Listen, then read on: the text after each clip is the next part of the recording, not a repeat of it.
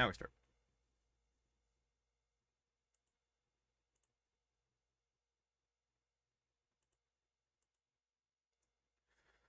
Greetings and salutations, map readers, and welcome back to the Great Ace Attorney Chronicles.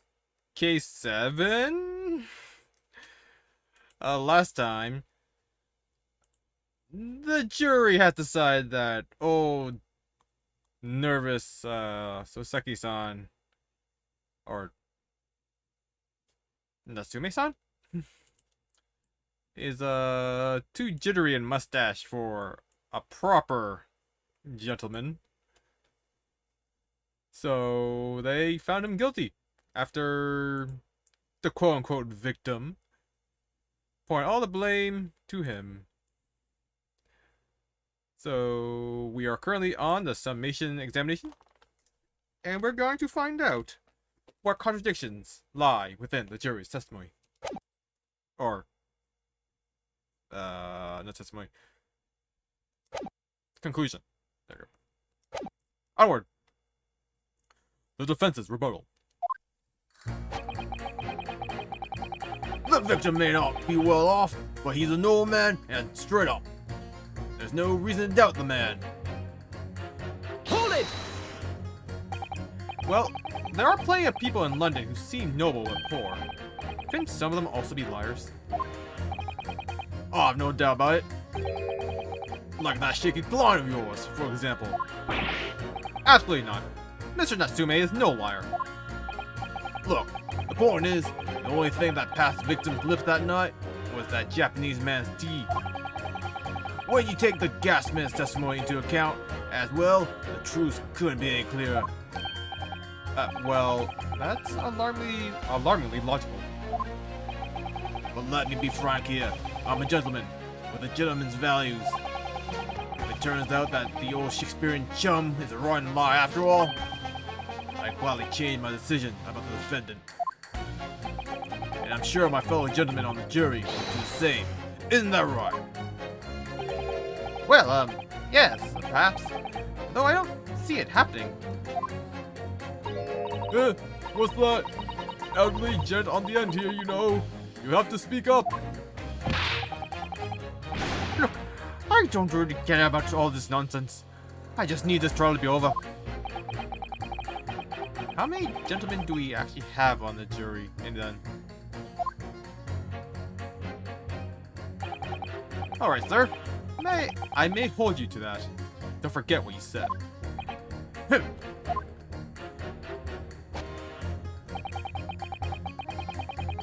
Alright, if you can show me that the victim's a liar, I'll reconsider my position. Oh, that's actually way easier. Well, I do declare the good gentleman has no reason to lie. In fact, I think he's rather splendid. Hold it! Are you saying you believe the man to be trustworthy because he's rather splendid? No, that's not what I said. I feel like that's kind of what you said. The point is, the man is the victim here. What reason will he have to lie? And yes, he is rather splendid. So you say, yet again. Meanwhile, the man who stands accused behaves so suspiciously, it's exhausting to look at him. I'm afraid he's not splendid at all. Splendid logic there, madame. Thank you so much. Just look at that accused by comparison. He's Japanese, stoops all the while, and he has a mustache. Very fishy. Hold it! No. Not one of those things is a reason to find the man guilty. But he is fishy. There's no point in dancing around the fact. He's Japanese, he has a mustache, and he stoops. Wow. Full of racism, huh? You see, you arrive at the conclusion in just 3 steps. 3 steps. Like a waltz, in fact. You know, the more that I think about it, the more this trial seems like a dance. You seem to be several steps ahead of yourself, though. And you're on the wrong foot. No! There's nothing but circumstantial evidence here! There's no actual proof of the defendant's guilt. But the victim's version of events is backed up by what the big chin man next to him says, isn't it? 1, he saw the Japanese man there. 2, he saw no one else. 3, he saw the Japanese man there. Oh. That's not 3 steps. All this really does seem more like a waltz, doesn't it? Right. And the prosecution will waltz its way to victory if I let you speak much more. There's no evidence to suggest the gangling actor is a fraudman. For now, at least. Hold it! A fraudman? What do you mean by that, madame? Do you know the victim?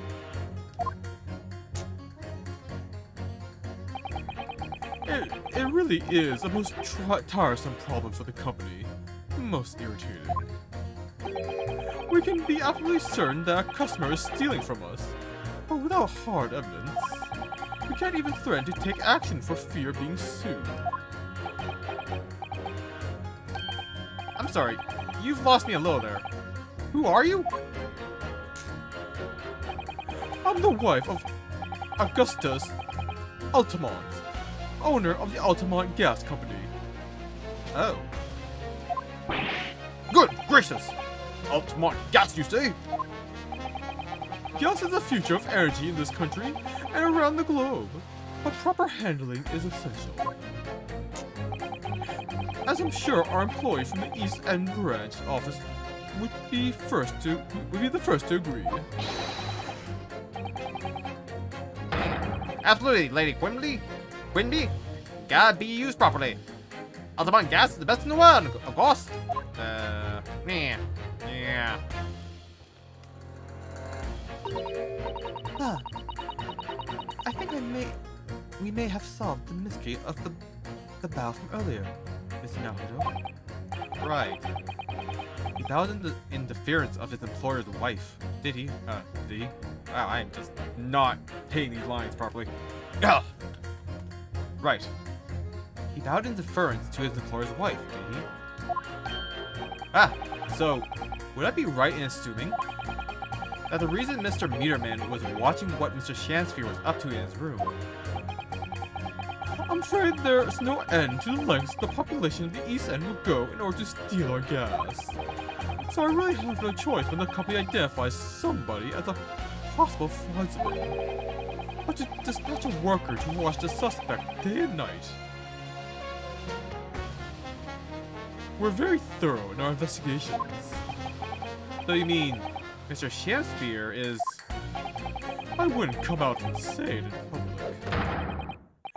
But you can finish that sentence with a grubby little gas thief. You have noticed a public gallery in here, have you? The eye of the man hath not heard, the ear of man hath not seen. Faith, wouldst thou wound me with thy words, were I to let them penetrate the skin? But Sarah's hear no insults, only choirs of angels in song. We may not have evidence yet, but my workers won't stop buzzing around you until they find it. And when they do, you'll find yourself blasted back to your angelic heights in the ultimate gas explosion. So Mr. Shansphere has been stealing gas. I wonder, juror number 4, if you wouldn't mind adding that information to your statement?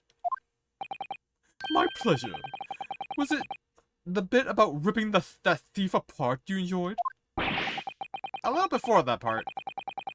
A little before the part about abject violence, if it's not too much trouble. Yes, of course. This could be it. This could be the shift. This could shift the balance. Oh my god, brain! Why do you keep doing this? We've been doing this for over a year now. How long have we been doing this? The victim puts on a fine performance, but in reality, he's a common thief of my company's gas. Hold it! That's a bold claim. How can you be so sure? It's really very simple. Noble lady of gas, I pray thee, hold thy tongue. I beg your pardon? Hath that rank order air, that dost our darkness illuminate any place in the assembly? Nay, 'tis the soul of soul import here, that someone would extinguish the light of mine own life. Verily, I ne'er recall stealing thy gas, but pray, let the matter rest till anon. Why, you little... Beg your pardon, my lady, but might I suggest you don't say any more at this stage? We need hard evidence first. If I keep secretly watching this bloke, I'll give him the end. I'll slip up. Do you think maybe that secret's out of the bag? Oh, this is so frustrating. I really don't care, like... I just need this trial to end quick. Hold it! You keep talking about needing to take home some money. What's that all about, sir? Finish, lass. That's what... Finish, lass. That's what it's all is about. What's that? I'm talking about the derby at Hyde Park, aren't I? It was the Queen's Cup last week, wasn't it? Derby? It was a dead cert. That's the thing. I couldn't lose. So I took my wife's secret savings, like... But then, that hopeless old mare went and did the unthinkable. Ah! That stupid finish, lass. Oh dear. I think it's clear what happened, isn't it? This is the day the missus uses her savings for a trip down the pub. But come on, let this business lie now. Just give it up. No, that's not going to happen. 3 hours of missing time is nothing when you reach my age, you know. Nothing at all. Hold it! What do you really mean by that, sir? Well, I'm not one to boast, but I get up at 5 every morning, I do. At 5? You're a really early riser then, aren't you? What's that now? I said you're an early riser. Oh, well, I wouldn't say that. I mean, I like to while away the hours in the evening, reading books as well. But by about 2 in the morning, I'm usually too tired to go on. He sleeps at 2 in the morning and gets up at 5? Oh my, that means he only has 3 hours of sleep each night. What's that, dear? Only 3 hours of sleep each night. That's right. You see, 3 hours of missing time. Like I said, it's not much, is it? This really isn't helping. The key to examinations is identifying contradictions between jurors' statements, Mr. Naruhodo. Right, and once I've found 2 jurors whose statements can't coexist, I need to pit those jurors against each other. Then hopefully, when they see that what they're saying doesn't make sense, they'll change their leaning. Yes, and if you're able to change the minds of a majority of the jurors, the trial will continue. But conversely, if you're unable to do that, the judge will declare the trial over and move to abdication. I can't let that happen. Somehow or other, I have to turn this trial around. Alright. If you can show me that it was a liar, I'll reconsider my position. That's why. Damn it.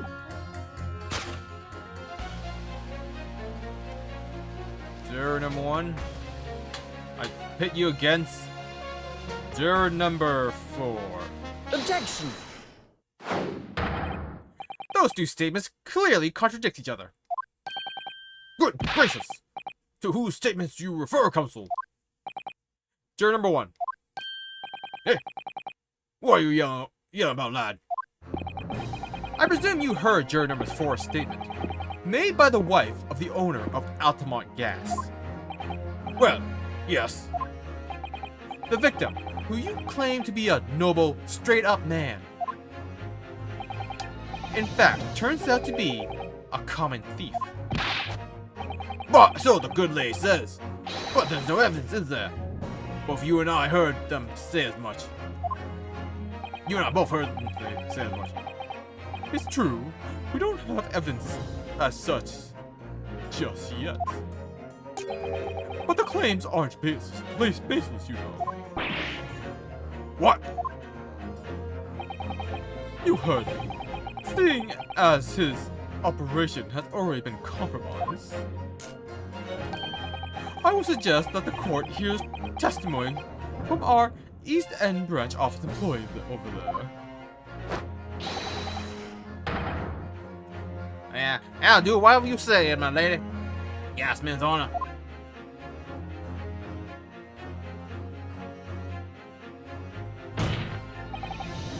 Juror number 1. You say you're a man of your word.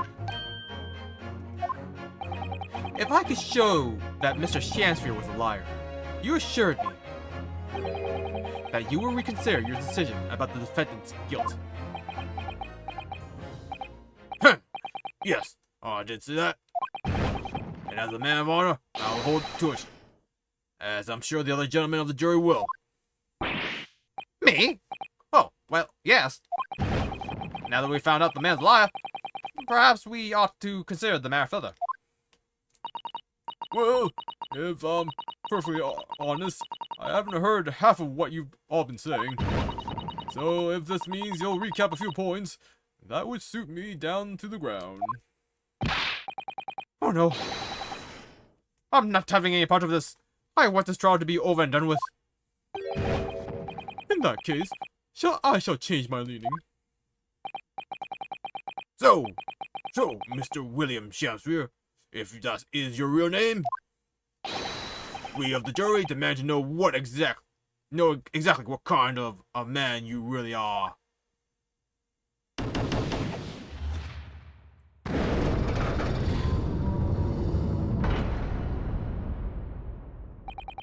That's 4 jurors. 4 not guilty. Yes, Mr. Naruhodo. Victory!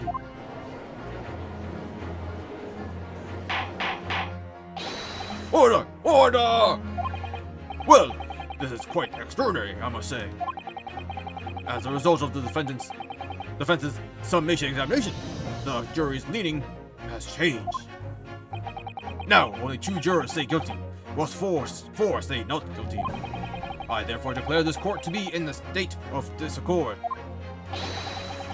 and order the trial to continue.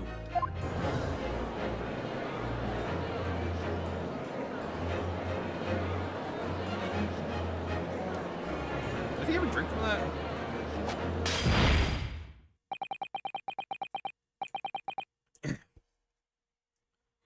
You have spoiled the bouquet, Mr. Shansfield. The ladies and gentlemen of the jury now find they are unable to trust you, the victim.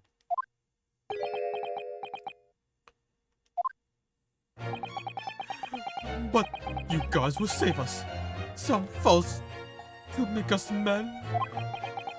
So God mend me, I do swear. This gas man speaketh that which concerns him most. Not but gas, not but thin air.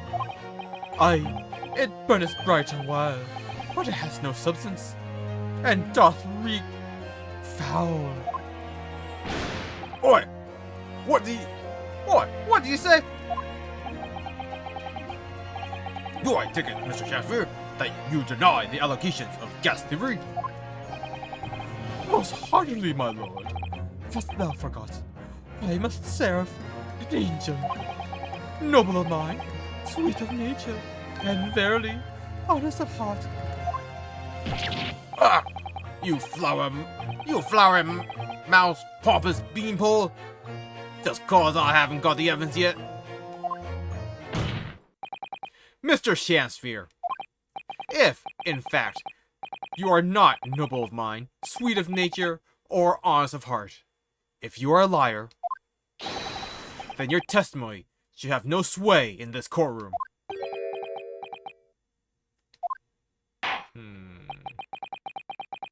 It is my considered opinion that, at the present time, no other possible culprit of this crime has been identified. All testimony heard by the courts thus far heavily implicates the defendant. In short, it would not be unreasonable at this stage for me to rule on this case. Oh no. However, in light of the fact that the jury has expressed concern about the fidelity of this witness, I believe it would be inappropriate for this court not to pursue the point further. Objection! I assure you, my lord, that would be a waste of the court's time. The gas and this case are unrelated. Juror number 4. Yes? Didn't you say before that although you had no hard evidence to prove this man has been stealing gas, you have strong grounds for suspecting him? That's right. We do. Don't we, worker? Absolutely, Lady Quimbley. Gasman's honor. Very well then. We will hear your testimony now. You will tell the court precisely why you believe the victim, Mr. William Shakespeare, has been stealing gas. Yes, my lord. It'll be my pleasure. Wait.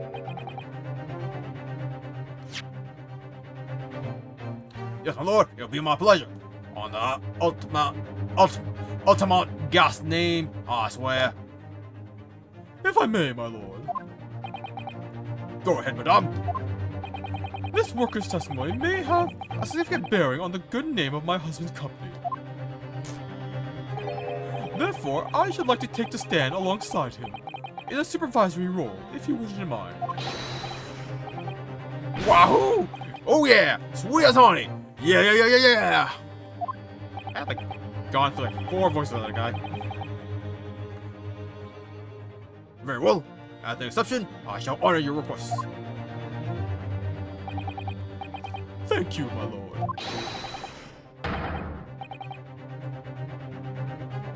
You wait till the boss gives you an earful. Oh, it's gonna sting. Mark my words.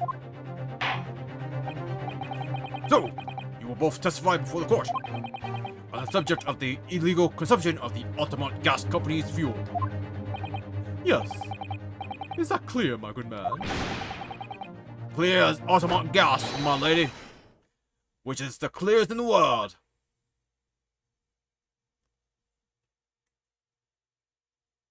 How is his chin so damn jiggly? Do you think the gas has gone to his head, Mr. Sato? I think the man is just a very dedicated employee, Mr. Naruhodo.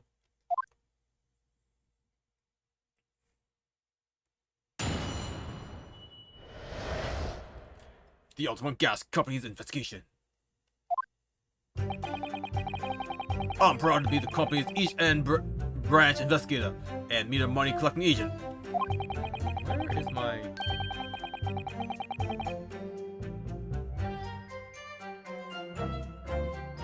Give me a second. Gotta do something. Ah, there we go. So things are synced properly. Altamont Gas meters accept. What the hell?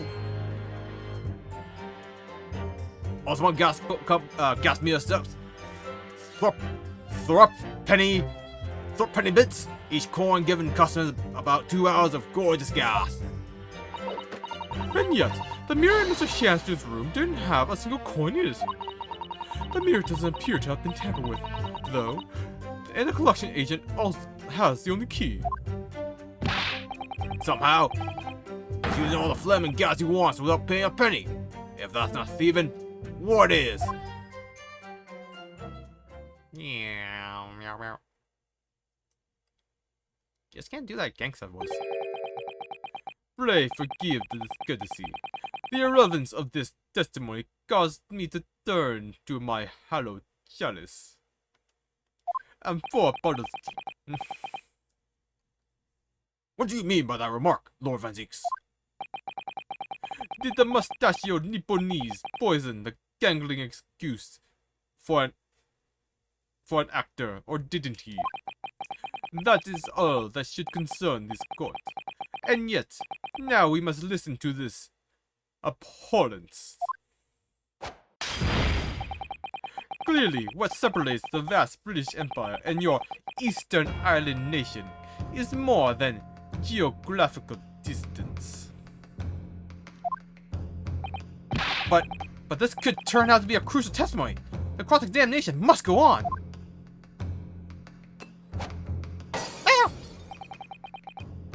Do what you will. Lord Von Zeeks appears to be in a violent mood. Yes, he does. And attempted poisoning, and an incidence of gas theft with no supporting evidence. It's true that they would appear completely unrelated at first glance. But I wonder, the truth tends to be buried in the most unusual places. And the first step in uncovering it will be establishing just who and what this man really is.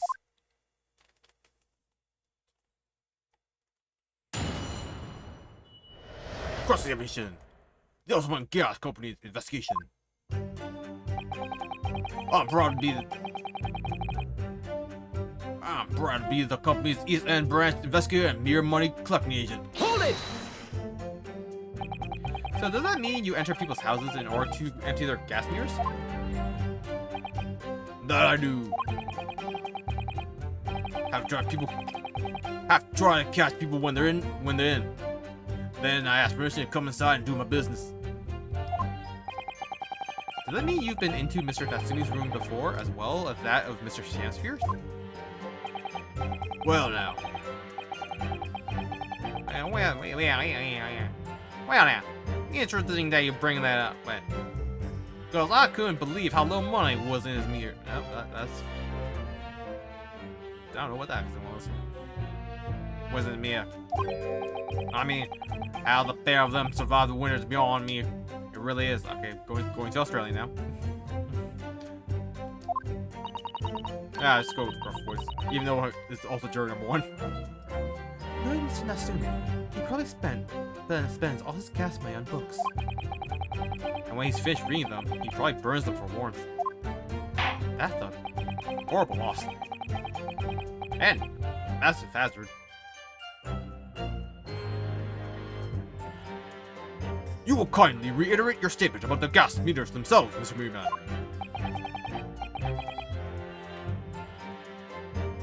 Not much to say, really, but as you wish. All one gas meters except penny bits. Each coin giving customers about 2 hours of gorgeous gas. Hold it! So all London houses have a gas supply are fitted with these gas meters, are they? This is the latest model, the high-tech technology, developed by our company, Ultimate Gas. And anyone who uses our gas will have one of these meters in their property, yes. So, if a 3-pence coin gives 2 hours of gas, most people use about 3 coins in a night. A bit more than that usually, if they have both both gas lights and a gas stove, that is. Thinking about it, so Suki-san doesn't have a fireplace in that room, does he? That room is, does he? Some people still choose to use candles, of course. Only have gas for heating. Ah, yes. I do remember seeing candles in Mr. Natsume's room, actually. And how does the money in the mirror get back to you at the gas company? Every 3 days, gasmen like me visit properties on the gas supply and empty the meters of coins. I must say, the design and manufacture of the new meter cost the company an awful lot of money. But happily, it did put a stop to people not paying their dues. For the most part. Ah, because they have to pay in advance, you mean? Yes, exactly right. And yet, the meter in Mr. Shamsphere's room didn't have a single coin in it. Hold it! Out of interest, how long has this been going on? Weeks and weeks. He's been pinching gas off us for ages. And yet you've examined the mirror in Mr. Shaz's room, I took it? Naturally, we took it off the wall and went over it with a fine-tooth comb. And found nothing suspicious at all, I presume. No, I'm afraid we didn't. Which is exactly why I demand a new type of mirror to be produced. One with an indestructible lock. The Sham Spear Special. That sounds like it would have cost an awful lot of 3 penny pieces. But even after all that, the rascal's meter was still empty. I'll never forget the humiliation. When I opened up the money box and found it bare. You what? I said, you what? And the look on his face. That smarmy smile of his. I pulled the mirror straight off the wall and took it back to the office. But you know what? Nothing. Not a trace of it being jimmy open anywhere. Not a single sign. Did I spell Jimmy? And what's happened to my salary as a result? Down by 3 shillings a day, that's what. A life-threatening situation. In a number of ways. Incidentally, what became of that meter? Nothing became of it. I still got it. Ooh, can I see it? Oh. Right here. No wonder they call you Mirror Man. The hell you mean? Doesn't look tampered. There's a giant green thing on it. I see it from here. Lions of bad people. I think it would be prudent for the court to sequester this item while the trial is ongoing. The gas mirror has been entered into court record. A mirror that dispenses gas for a set time after a coin is inserted. It sports a very strong lock, developed especially with Mr. Shanspeare in mind. Definitely. Although at first glance, there doesn't appear to be anything unusual about it. Let's move this along, shall we?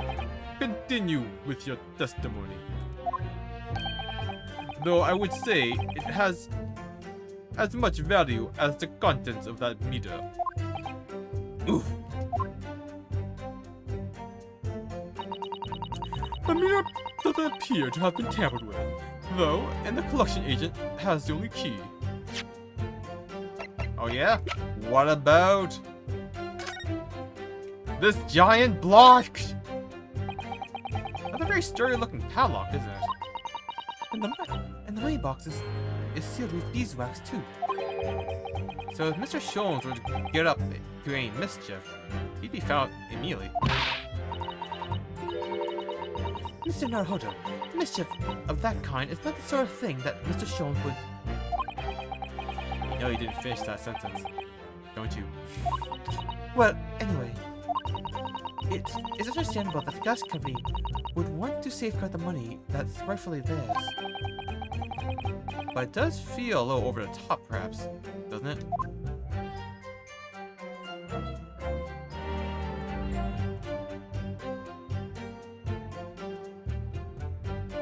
Whoa! How the hell was this not noted?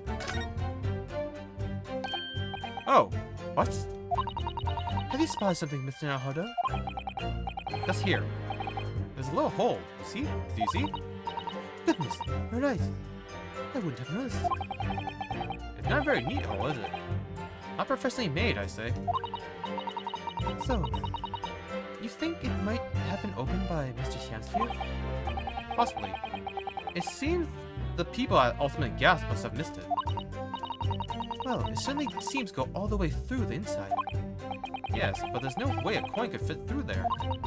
That's true, but even so, it seems more than a little suspicious. Details of the gas meter have been updated in court record. And there's a tiny hole in its base.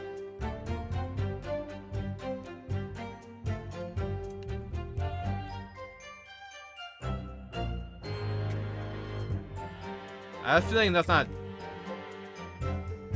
the the original beeswax. I think that's soap.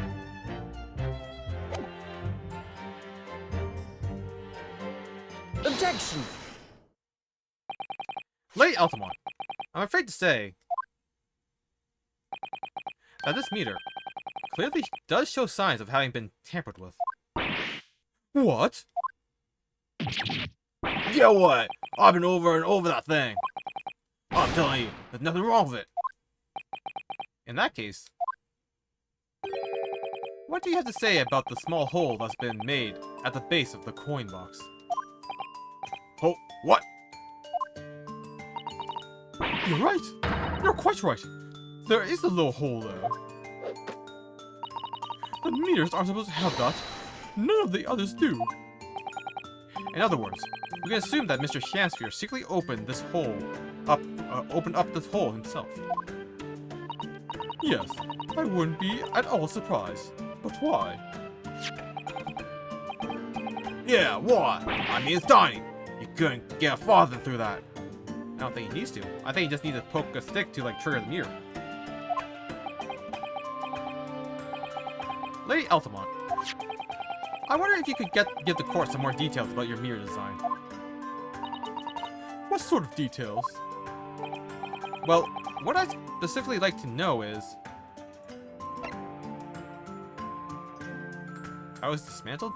Don't really care about that. How it differentiates coins. How does the mirror tell the difference between different coins? What do you mean? Well, for example, if someone were to put in a 1-penny coin, it wouldn't work, presumably, would it? No, of course not. So, well, how does the mirror know that the coin's been fed? That it's been... Well, how does the mirror know that the coin has been fed? The throp penny bit. Ah, I see what you're getting at now. The mirror tells coins apart by their shape and size, which includes their thickness. A threepenny bit is about 3/4 of an inch in diameter, you see. Other coins just won't fit. Ah, I see. It's clearly been very well thought out.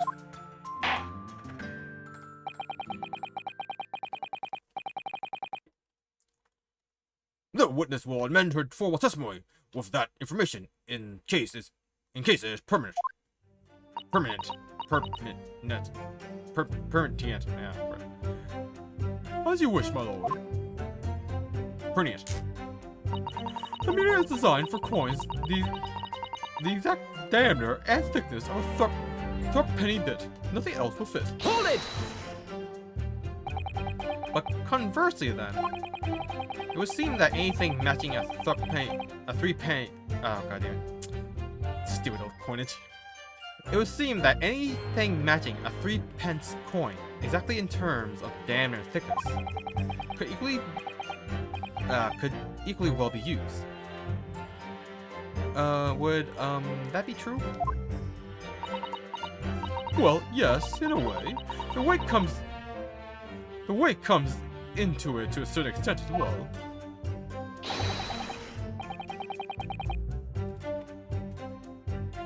We've thought of that through, though. Anyway, if I find any fake coins inside the coin box when I empty the meter, the contract says the customer has to pay 100 times the amount they diddled at the fine. We live for moments like that. Us gasmen do. Live for them. Ha ha ha ha. It would seem the gas company has thought of everything. Woohoo! Hooray for gas! Hurrah for cash! Awesome all the way! That's quite enough of that. Remind me, how big are threepenny bits? About 3/4 of an inch across. What do you think, Mr. Naruto? Is this 2 centimeters measurement significant? Or perhaps there's some other aspects of the meter's construction that we should be focusing on? Yes, you may be right. Perhaps I should try a different tact here. Like asking about whether the mirror can be dismantled, for example. Let's delve deeper. If they're prompting us for it, it must mean something.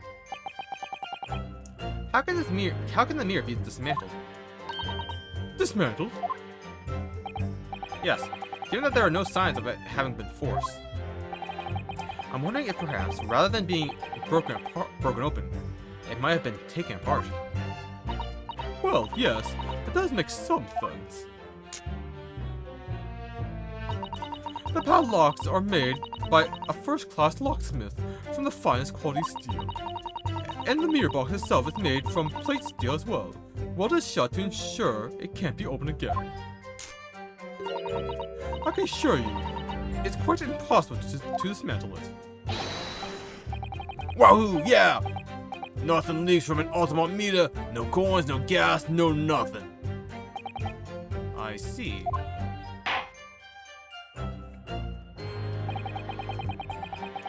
The witness will amend her full testimony with that information, in case it is pertinent.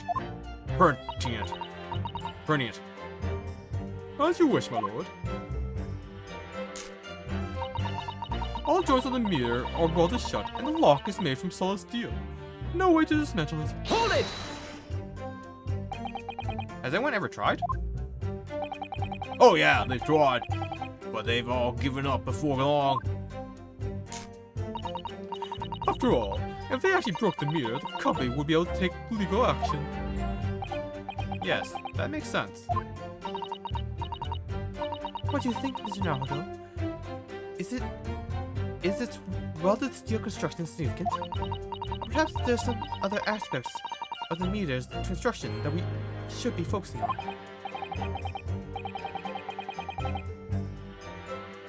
Yes, you may be right here. Perhaps I should try a different tag. Like asking about how the mirror differentiates coins.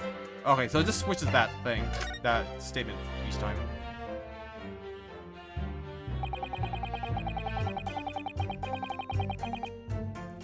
Somehow, he's using all the flaming gas he wants without paying a penny. If that's not thieving, what is? Hold it! How do you know he's been using gas, though? Well now, since I started investigating this bloke, I've been to his room more than a few times. In every single instance, his lamps have been blazing and his stove pounding. It's the middle of winter, and he still turns to me, sweat dripping down his cheeks, and says, Get thee to a nunnery. "Harmless indeed. Ah, I could wring the bloke's neck. I get all hot under the collar, but still, every time I open that flaming meter, it's empty. He's robbed me of my salary too. What's wrong with this world? Where's the justice?" But how can Mr. Shamsphere possibly be stealing money? I don't understand. The simple explanation is right before your eyes. What? A toast to you eventually realizing that the gas man could be an accomplice. You what? Good lord. Eminently plausible indeed.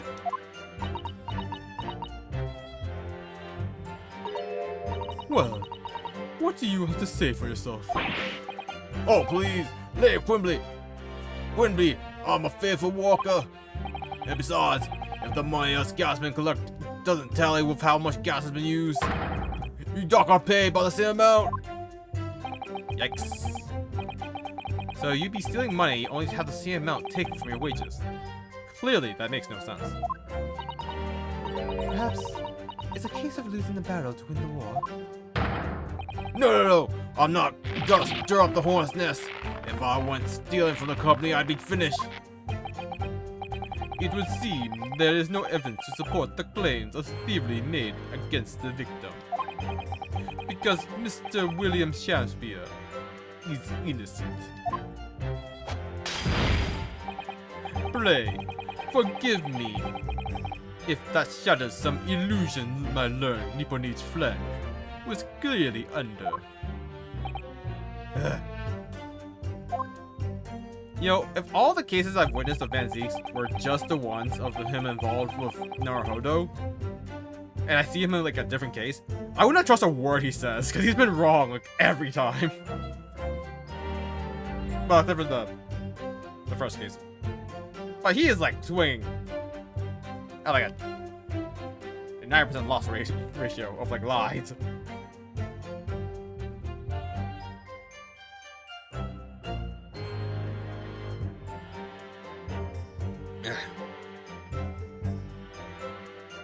I certainly didn't expect to uncover another crime that looks like it's been taking place in the very same room. According to the testimony, it's only the mirror in Mr. Shansfield's room that's under suspicion. It does seem as though perhaps it has nothing to do with the incident involving Mr. Nasune. I know, it does seem that way, but the fact is, since I've been practicing law in England, I feel like I've encountered this at least once already. Cases that are interlinked. Oh, It might seem that two cases have nothing to do with one another at first, but in fact, they're intimately connected. yes, we have experienced that before, haven't we? I wonder if this is another instance. Perhaps, but we can't be sure of that yet. If the Ultimate Gas Company has been investigating Mr. Shansfield so earnestly, there must be something to it. But then, how has he been managing to steal their gas?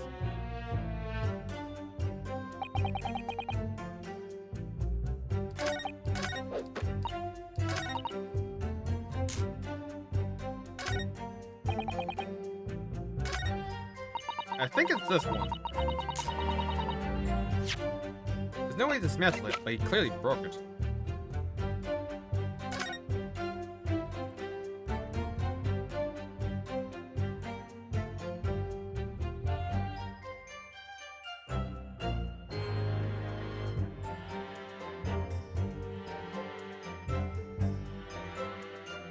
I'm gonna assume that he's been putting in wax coins made from soap down there and then melting them and getting them out again.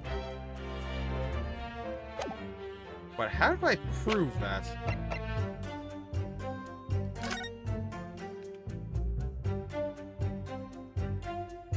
And there is like a perfectly... Oh. Look at this bar of soap. There's a circular depression on the side. About two... okay, yeah, okay. I gotta switch back to the coin thing then. About 2 centimeters across. Oh, 3/4 of an inch. Ah, do you think? We did find the soap at the scene, didn't we? Yes, there were 2 bars on the little ledge just outside the window.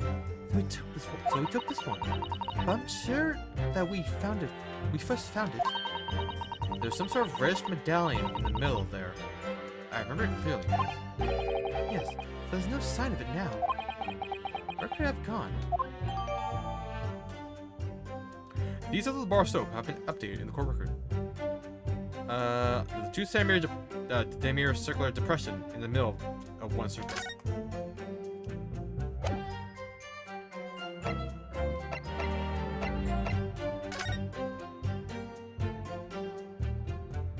And that's the wax. Okay, so it's not the teeth. The heat from the room just melted out the wax, and I guess you usually catches it.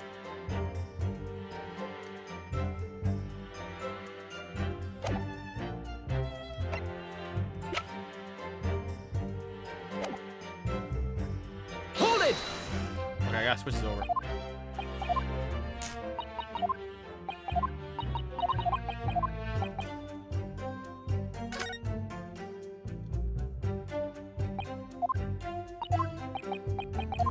Okay, this is gonna take a little while.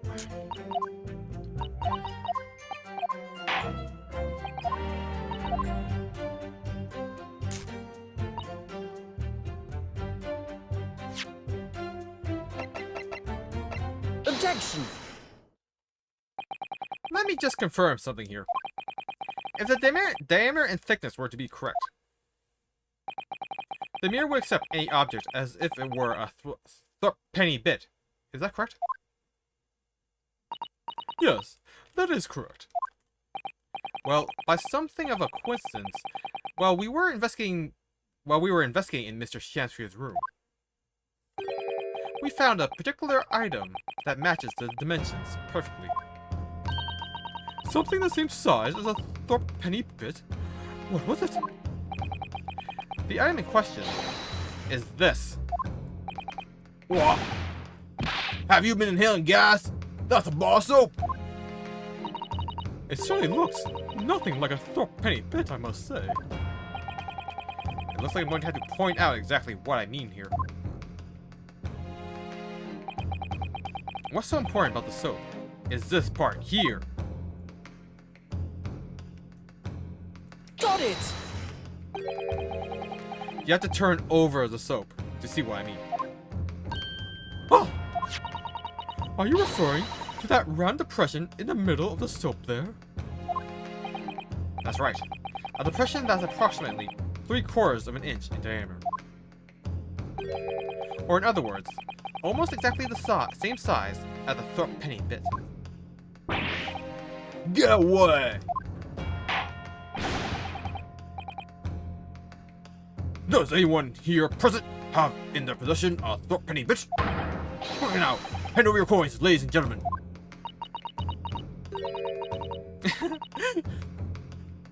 It sounds rather like a highway robbery, doesn't it?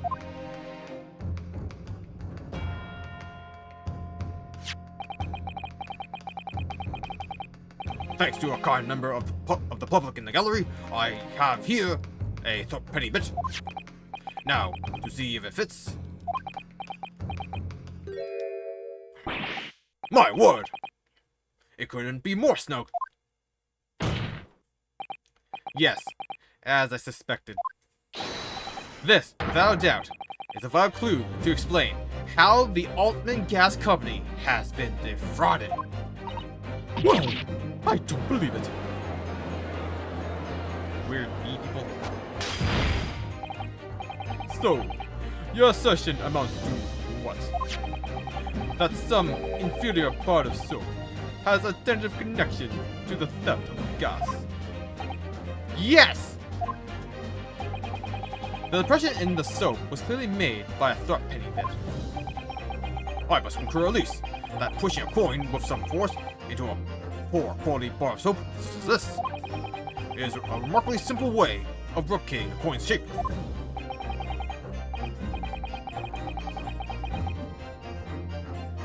And then you could use, well, some melted wax or something to pour into the mold.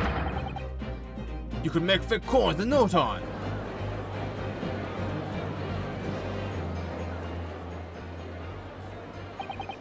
This brings all the pieces of the puzzle together. The method Mr. Shansfield has been using to steal the gas. That's the missing link. And now, if I follow the chain of thought, it's going to bring me to a new explanation for what happened that nobody's considered yet. But this is all nonsense. If the man has been making fake coins, my worker here would have found them when he emptied the meter. Quite true, Lady Automaton. In absence of some black magic that could make them disappear. Ah, figured out. I see. That's what we're dealing with, is it? There is one form of black magic that could cause the fake coins to disappear into thin air, yes. Exactly. The mirror here gives it away. What on earth? There are remnants of the magical method used, visible on the gas meter taken from the victim's room. If that's your assertion, counsel, the defense will identify these remnants for the court at once. Where on the mirror can the remnants of the method used to make the fake coins disappear be seen?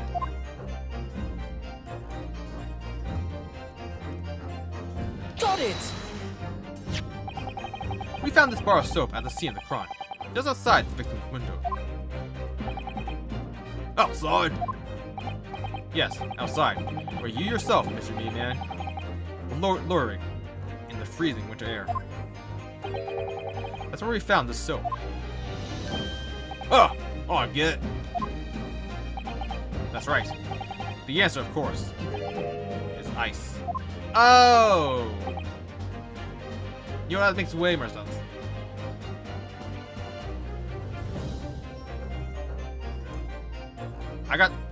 I got fooled by the red one earlier.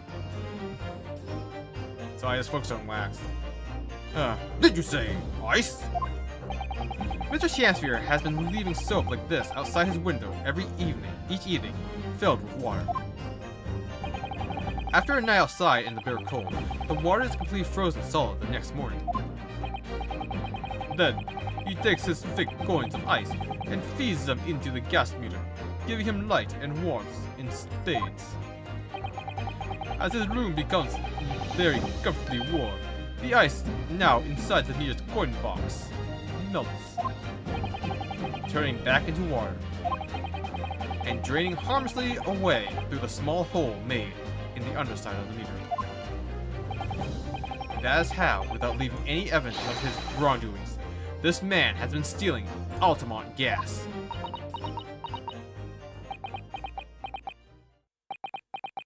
Well, Just like that. So simply. Is he trying to make us look like idiots?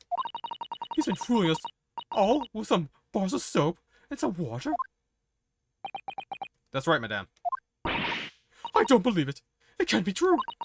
Do you have any idea how much money we spent to develop that new meter? And now you have the audacity to suggest that a bit of soap and some water can render it totally useless?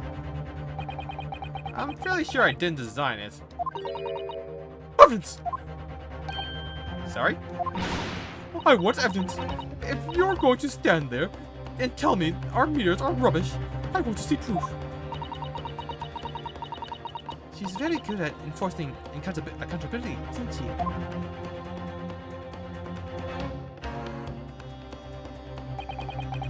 Very well, Lady Altamont. If you'd like evidence, I'll prove it. What? Mr. Naruto, are you saying you do actually have evidence to support the theory? I did notice a trace of something that bothered me a little at the time.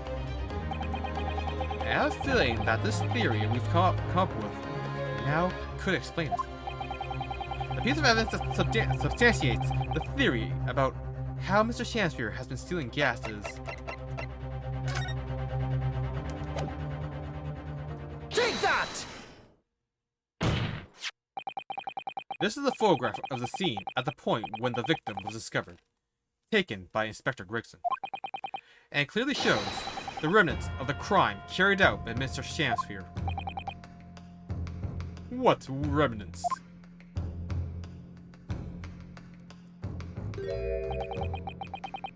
Here you can see the gas mirror on the wall in Mr. Shansphere's room. Now, look closely at the floorboards directly underneath the meter. What is that? Some kind of grubby stain. Almost certainly. It's a water stain resulting from the liquid that drained out of the hole made in the meter. Oh, If one coin gives around 2 hours of gas usage, and the occupant was heating his room in all his waking hours, we can imagine he would have used around 10 of his fake coins each day. The melting ice inside the mirror's coin box would have been dripping out almost constantly, leaving a stain on the floor. this is awful. And there's further evidence too. Wait, really? Mr. Shansphere is slumped over his table, apparently having consumed strychnine. And right next to him is a bar of soap, broken in half. You're right. it would appear to me that, counsel, that the man was eating the soap, was he? Pardon me for disagreeing with your lordship, but certainly not. He didn't beat around the bush there, did he? In truth, Mr. Shansphere was found with a fork in his hand. I mean, let's go.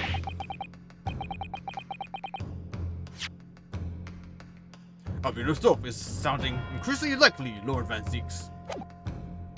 Do you mean to say he was using that fork too? Yes. To extract a frozen coin from the bar of soap. Oh, But the bar broke in half. So perhaps it didn't go very well. Good gracious!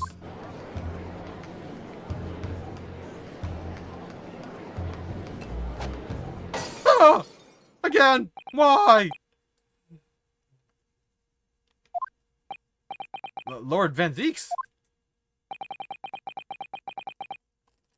I was throwing my hand up in despair, and happened to catch my hollowed bottle on the way.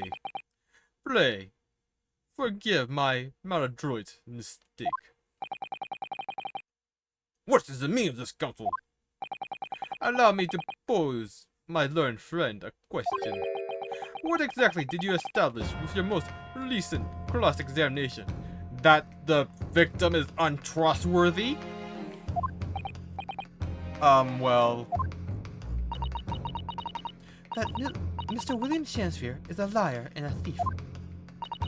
In other words, that his testimony is unreliable. That's it? That's exactly it? Yes? Totally going for that. Very well. Let us assume the man is a liar. Now allow me to pose another question. What possible difference does that make? Well... We know that suicide can be discounted. Scotland Yard's investigation revealed no sign of another vessel that contained poison. And on the night in question, there were no visitors to the room except the accused. The young gassed man's testimony, which we have no reason to doubt, has confirmed that. Furthermore, the only possible way the poison could have entered the victim's body is via the tea. Did they really not know? You can inhale poison? Really? No way, right? Surely no way. They had mines, they had canaries, right? Surely canaries were not a modern invention like hundreds of years afterwards, right? The court has seen no evidence whatsoever that suggests otherwise. Even if William Shansphere is the liar you claim him to be, these facts have been objectively established. There's no escaping it. Ah! Therefore, in light of these facts, the prosecution calls for immediate adjudication. You... What? Oh my, I think English here. Order! Order! Well, counsel, how does the defense respond? Mr. Naruhodo, What was the point of that last cross-examination? Did it actually get us anywhere? Or did it make no difference at all? Like Lord Van Zeeks is saying. Raise an objection! Oh wow, yeah, he's confident about this. No! This isn't over! The defense will not rest. What? What, counsel? You've successfully explained everything. You've identified and substantiated the unscrupulous method employed by Mr. Shansphere to consume gas. What more is there to discuss? Lord Van Zeeks just highlighted 3 facts in order to make his point. But contrary to what he would have the court believe, I don't know why weird stagger there. But contrary to what he would have the court believe, not all of them have been objectively established at all. What are you trying to say, my Nipponese friend? At least one of those so-called facts is an assumption, made due to a lack of evidence. And he realized it too. This son of a bitch. But the situation has changed now, following the cross-examination of the latest witness to take the stand. Don't be absurd. What is this nonsense? Yes, when we bring everything we've learned so far together and consider it as a whole, it's clear. There's a question that we now need to reconsider. Namely, was the poison in the tea? We've all been led to believe that the strychnine.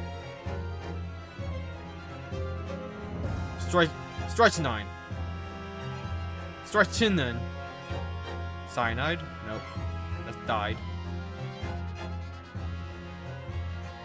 Dean. Nope. God damn it. So many constants in a row! Strychnine poison that affected Mr. Shamsphere was in the tea brought by Mr. Natsume. But that's conjecture at best. Objection! The victim has testified that nothing else passed his lips that night. There is no other possibility. And since there was no trace of the tea left at the scene, it couldn't be tested for traces of the poison. Objection! As I said, the situation has changed. Because in fact, some of Mr. Natsume's tea was left at the scene. And a particular piece of evidence proves it. Objection! A ludicrous claim.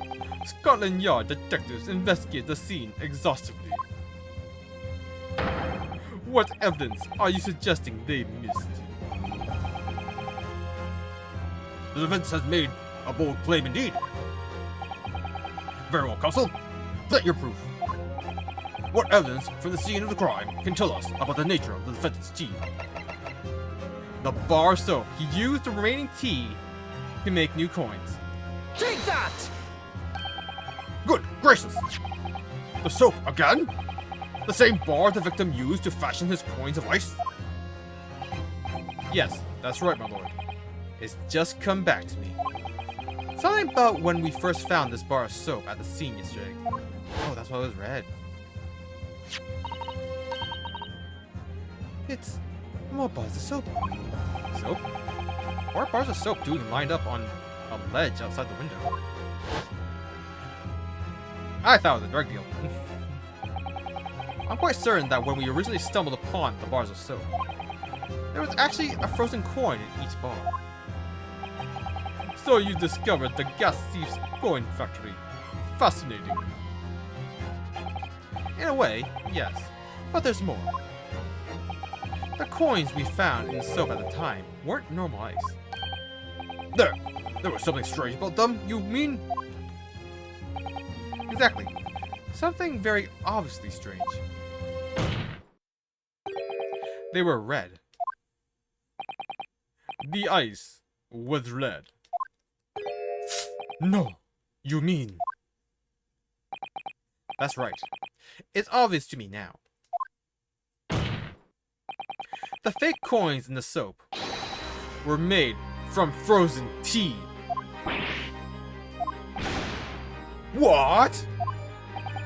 I will remind the court of a statement made by Mr. Natsume earlier in this trial. That evening, yes. I did take some freshly brewed tea with me when I visited Mr. Shansfield's room. As a gift. The public wire pump outside always freezes at night, so I brought balled wire especially to make it. And this is the result. Never will I touch tea again. Never. Ah, yes. I believe there had been some snowfall that day. It was particularly cold. Sadly, on such occasions, the poorly constructed wire mains in the East End are prone to freezing. So, on the night in question, Mr. Shansfear, having no running water to use, was forced to use the tea brought by Mr. Natsume in order to make his fake coins. My word!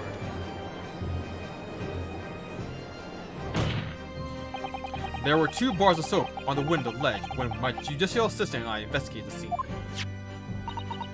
That's right. And we only borrowed one of them. Which means that even as we speak, some of the defendant's tea is still present at the scene of the crime. Frozen solid in a bar of soap outside Mr. Shansphere's window.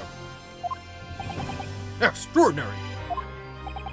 Earlier today, Inspector Gregson informed the court that even if 1 drop of the tea remained, Scotland Yard would be able to analyze it for poison. As such, we are now in a position to prove or disprove what has until now been mere conjecture, by finding out for sure whether or not Mr. Natsume's tea actually contained strychnine at all. You smug Nipponese. My lord, we cannot do the defendant the injustice of passing judgment now. The police should be dispatched to recover the remaining bar of soap from the scene at once. And the defense requests to thoroughly request a thorough analysis of the frozen tea embedded in it to determine whether or not it contains any poison.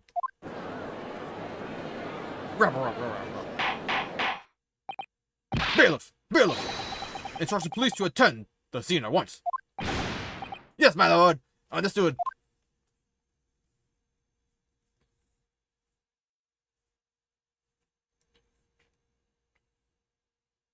It would seem we have no choice but to suspend these proceedings for the time being. I trust you have no objection, my Lord Benedictus. None, my lord. Scotland Yard will recover the tea from the scene and carry out the request tests immediately. The trial will resume at the same hour tomorrow. Wait, really? Wow. Got a long recess. The prosecution and defense may conduct further investigations as appropriate in the interim. Yes, my lord.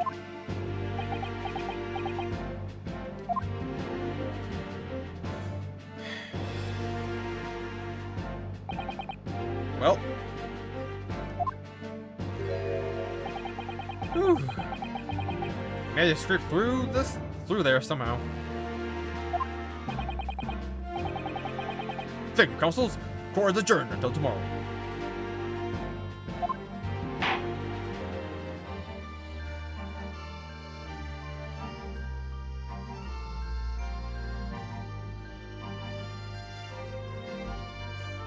To be continued.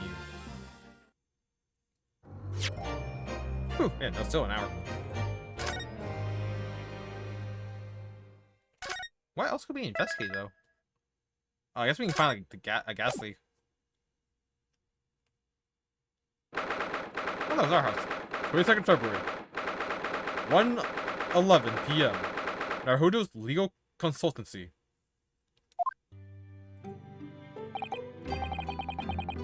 Phew. We made it back in one piece. Just.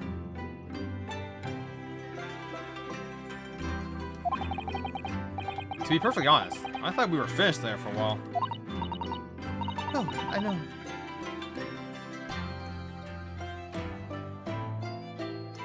What a lot of close shaves. There were so many carriages on the streets of London. You were very nearly flattened several times. Oh, no, I didn't mean that. Yes, I know. It was a marvelous defense, Naruto-san. It really was. I was in awe of you. Oh, thank you. And now that your fervent exploits have won us some more precious investigation time, let's see if we can't find some new clues for court tomorrow. Yes, let's do that. Is everything alright? I suppose. I still can't quite believe it. That's all. Now I'm here in England, working at the lawyer in the Old Bailey, no less.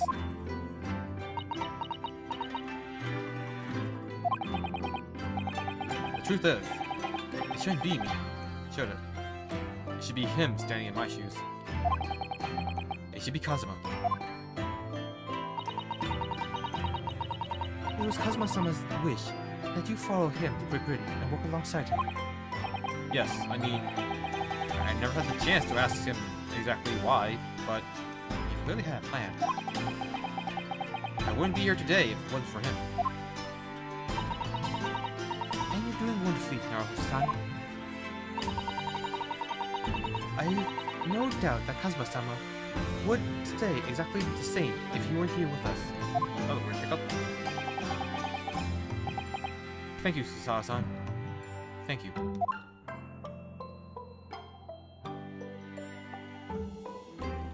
Oh no!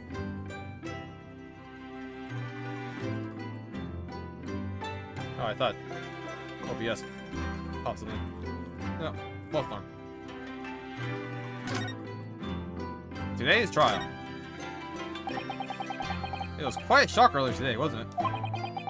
When the victim himself turned up in court and took the stand. I know. Not only that, then finding out that he is actually a bare-faced gas thief as well. Yes, that was certainly a surprise to us all. For a while, it seemed as though everyone had quite forgotten about Sasaki-san poisoning the tea. Careful with your phrasing, Susawa-san. He didn't poison anything. And there's more to this Shamsphere than we yet know. I'm sure of it. And the Shamsphere certainly wasn't the noble, upstanding man everyone thought he was at first. What's become of him, actually? I was told he'd be returning to the hospital ward where he was receiving treatment. Oh, which one is that? Let me see. Yes, he's at St. Bartholomew's, or Bart's, as Londoners call it. We know that place, don't we? Yes, we visited Miss Green there yesterday. It's the same hospital to which he was taken. Yes, after Sasaki-san stabbed her in the back. Do be careful your phrasing, Naruto-san. He didn't stab anyone. Perhaps we both owe Sasaki-san an apology. St. Bartholomew's, yes. We should probably visit the hospital there. What's next?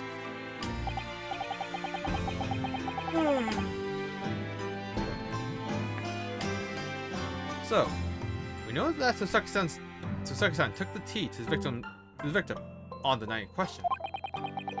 But he isn't the culprit, then obviously... Yes, the poison surely wasn't in the tea. But if that's the case, how on earth did the poison get into Mr. Shamsphere's body?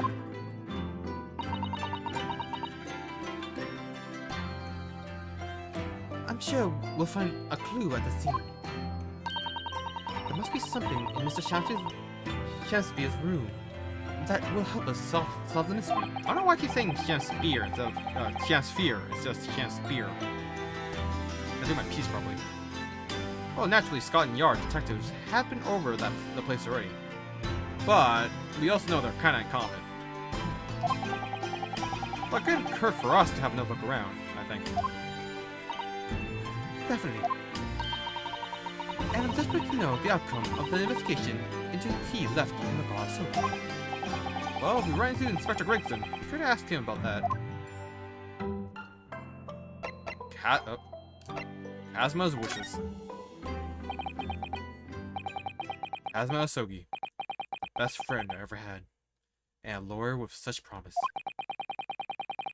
He really saved my bacon in that horrible incident just before we left Japan.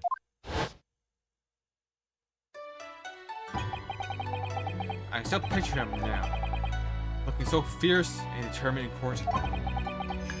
And then, after the trial, that crazy idea he came up with. As a stowaway? Yes. You can fit inside my trunk if you curl up small enough, I'm sure.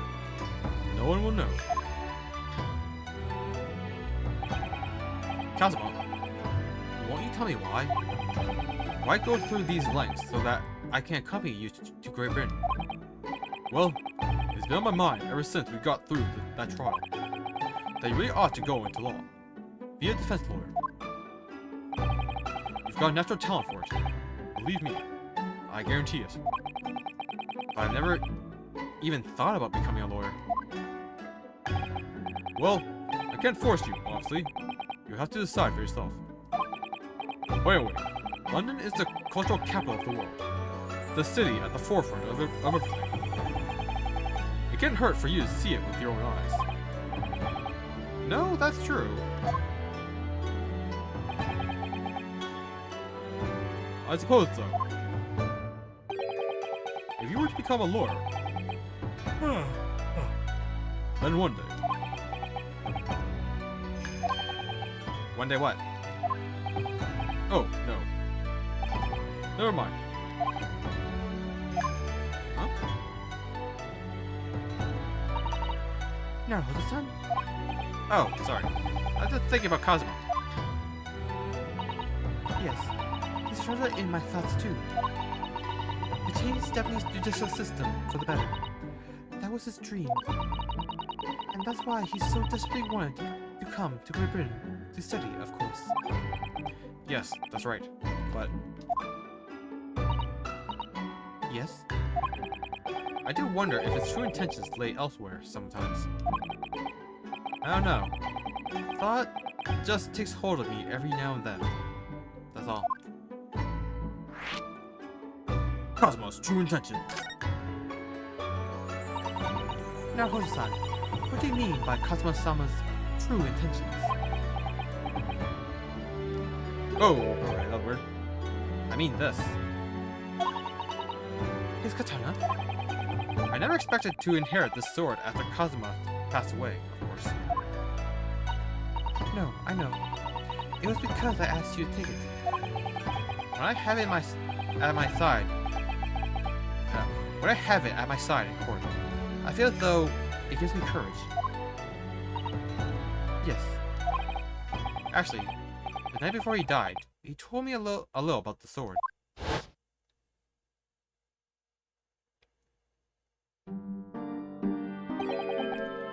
Kuruma? That's right. It's a prized sword that's been passed down through generations of the Isogi clan.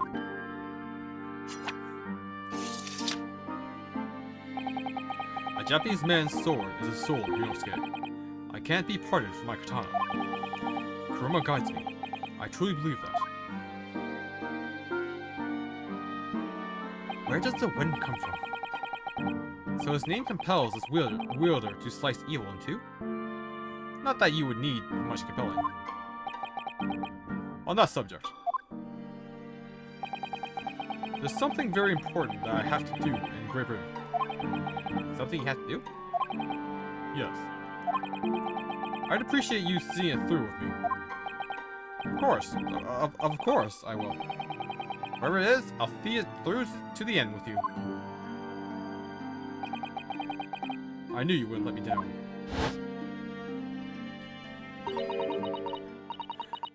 What do you mean by something very important that I have to do?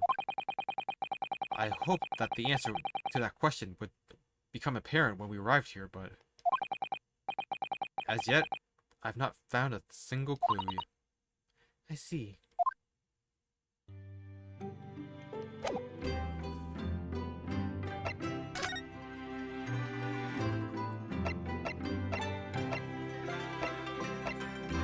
Okay, let's check out Briar Road. Oh, it's also there. 22nd February. Briar Road.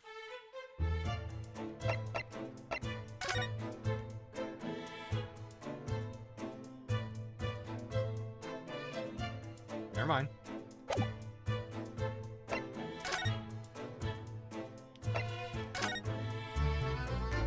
To the crime scene. 22nd February. Mr. Natsume's lodgings. Ground floor.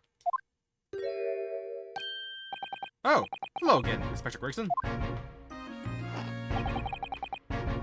What are you doing here?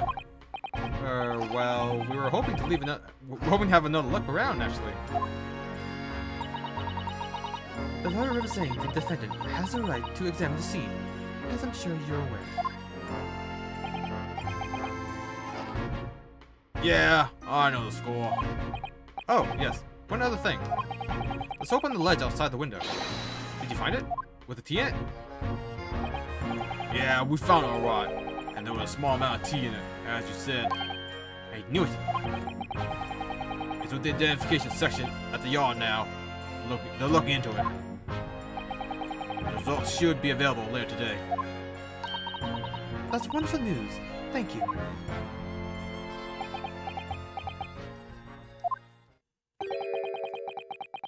Very impressive performance in court this morning. Sorry? Nothing. Forget it. Just make sure you don't disturb anything in here.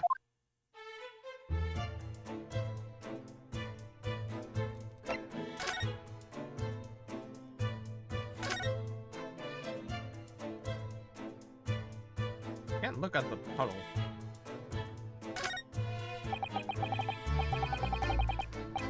If you ran out of change, you wouldn't even have any light, let alone heat. For a needy, London's winters can be very harsh. That's true. But you think about it.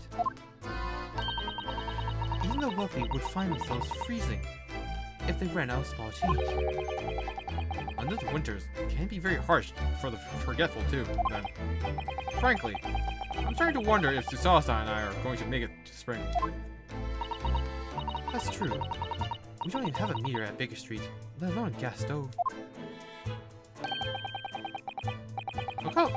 Look how dark the stain on the floor is underneath the meter here. There. Yes, from all the water dripping out after the ice coins melted, as you established in court this morning. It's a very large and obvious stain, isn't it? Mr. Shanshire must have used an awful lot of ice coins, I suppose. It was an ingenious idea, I'll give him that.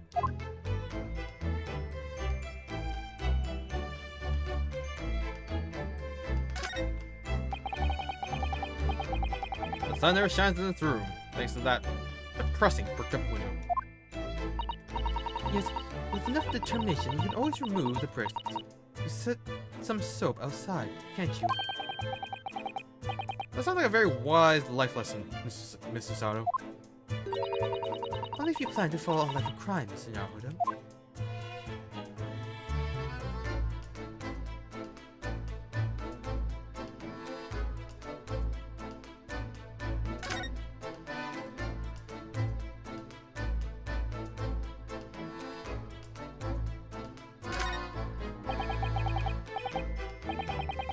This is a gas wall light, isn't it? It must be connected to a gas pipe in the wall.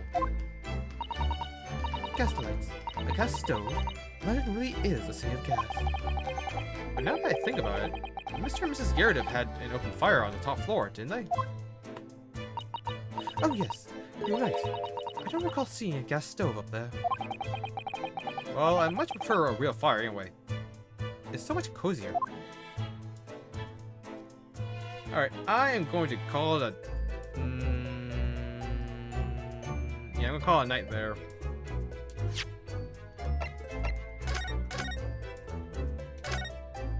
What a twist! The victim is untrustworthy, scamaged by the gas company. The fact that we keep getting people on jury duty that are related to the case somehow. That's weird. So excited for the next part. Anyways. Thank you for joining me today, and I will see you all next time. Bye bye!